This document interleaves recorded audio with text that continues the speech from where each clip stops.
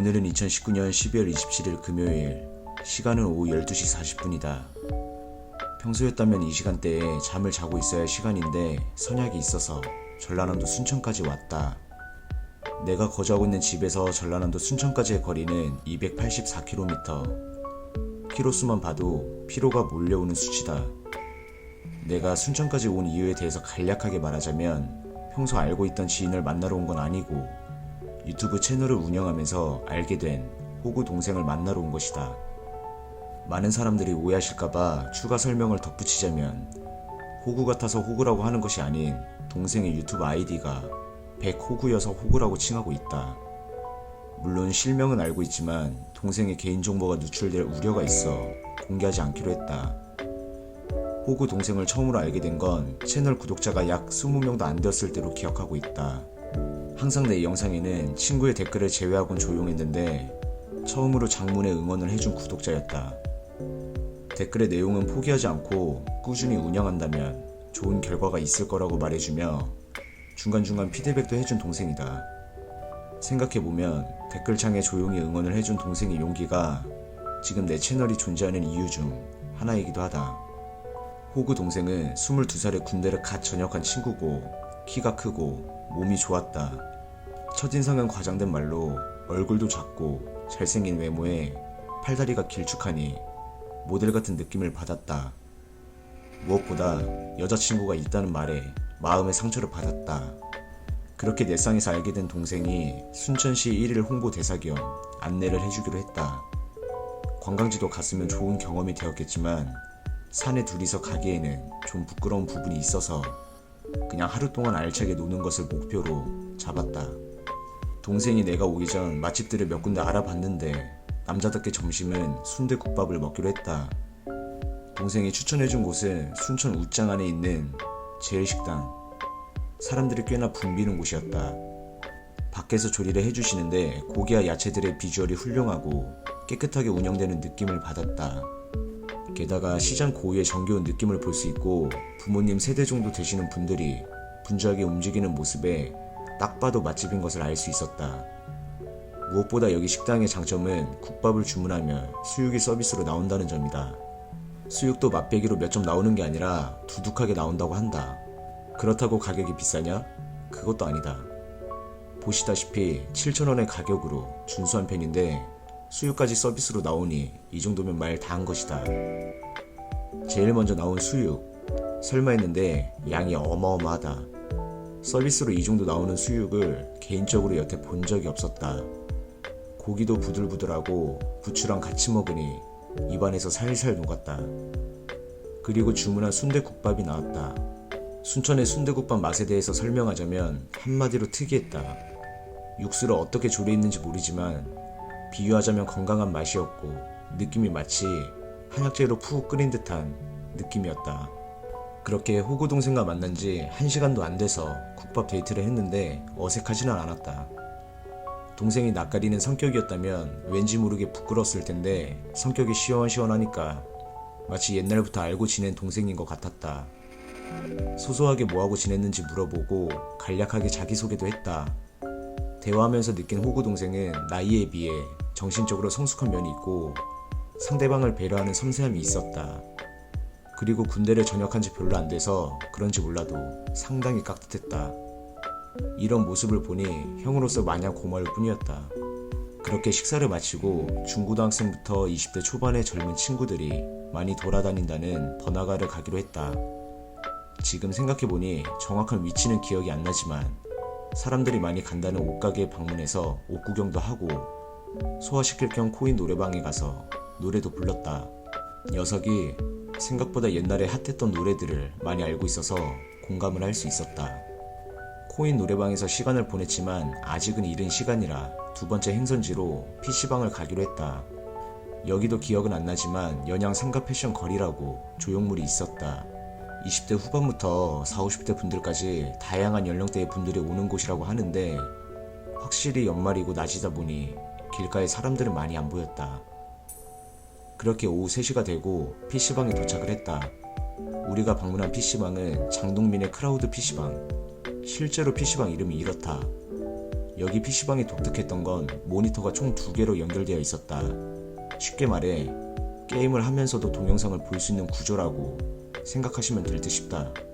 뭐 어차피 동생과 나는 롤이라는 게임을 불태우기로 했기 때문에 모니터의 개수는 중요하지 않았다. 그렇게 동생과 시작한 첫 번째 판, 당연하게도 처참하게 패배했다. 변명 아닌 변명으로 손이 덜 풀렸고 첫 번째 게임이다 보니 호흡의 문제라고 생각한다. 이후에는 여러 번 이겼는데 확실히 동생의 실력이 좋다 보니 강제 버스를 탔던 것 같다. 서로 매 판마다 하얗게 불태우며 게임을 하다 보니 시간은 오후 5시 30분이 되었다. 술 먹으면서 대화해도 충분한 시간이지만 서로 추억을 만들 겸 남자의 자존심을 건 대결을 하기로 했다. 종목들은 펀치머신과 군필자의 자존심, 사격, 그리고 마지막 종목은 서로 상황에 맞게끔 정하기로 하고 오락실을 갔다. 첫 번째 종목 펀치머신, 동생이 먼저 치기로 했다. 이 녀석이 형을 이기려고 옷도 벗고 반지도 빼며 전력을 다하려는 모습에 긴장이 됐다. 명쾌한 소리가 울리고 동생의 점수를 확인해보니 938점. 그리고 내 차례가 되었다. 진짜 이악 물고 영혼까지 끌어모아 주먹을 내던졌다. 현장에서 일한 근육이 남아있어서 그런지 몰라도 945점으로 압도적 승리를 거뒀다. 두 번째 종목 사격. 긴장감을 유지하기 위해 내가 먼저 하기로 했다. 11년도 군번과 17년도 군번의 대결. 또 재밌는 건 나도 9월 군번 출신이며 동생도 9월 군번 출신이었다. 아들 군번과 손자 군번도 아닌 후손 군번에게 질 수 없기 때문에 전력을 다했지만 감을 잃었는지 나는 480점을 기록했다. 그리고 이어진 동생의 차례. 녀석은 펀치머신에서 1패를 기록했기 때문에 이번 경기에서 반드시 잡아야 하는 중요한 순간이었다. 하나하나 관역을 넘기면서 동생이 달성한 점수는 830점을 기록했다. 동생은 결국 위기를 기회로 만들고 말았다.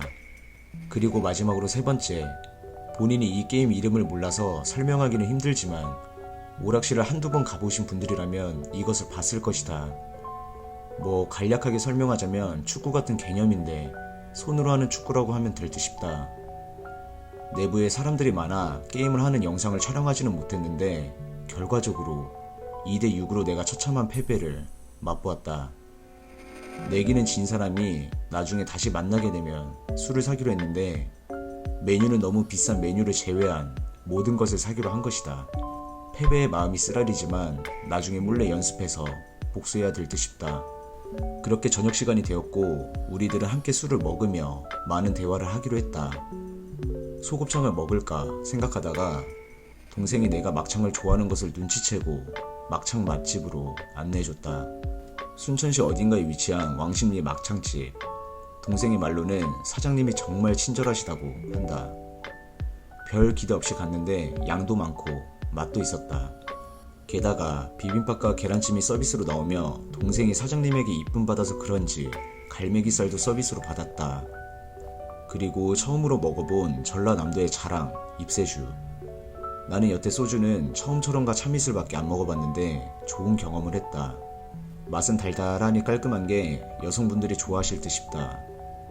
그렇게 막창도 먹고 술도 먹으며 서로 얘기하지 못했던 진솔한 대화도 나눴다.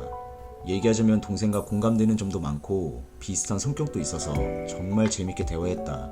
그렇게 막창집에서는 식사 위주로 술을 먹기로 하고 2차를 가기로 했다.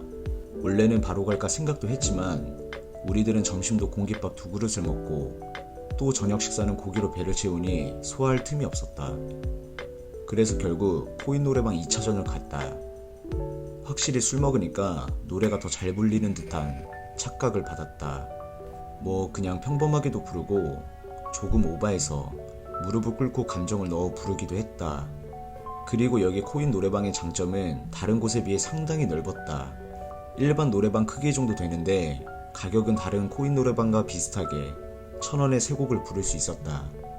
뭐 그냥 그렇다는 것이다. 그리고 우리들은 걸어다니며 2차로 갈 술집을 찾아다녔는데 저녁이 되니 확실히 자리가 있는 술집이 거의 없었다.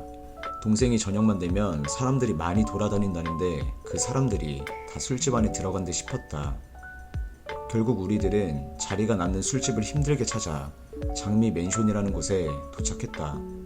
입구에서부터 게시되어 있는 문구들, 사장님이 고등학생들에 대한 스트레스가 있어 보이신다. 술집에서는 그냥 조촐하게 닭똥집과 소주 2병 정도로 먹고 마무리했다. 그렇게 시간은 12시가 넘고 원래 찜질방에서 자려고 했으나 동생이 멀리서 왔다며 자기 방에서 같이 자자고 했다. 혹시나 해서 말하는 거지만 둘 다 개인은 아니다. 형으로서 동생과의 초면에 빈손으로 갈 수 없어 약소하지만 과일 상자라도 사가기로 했다.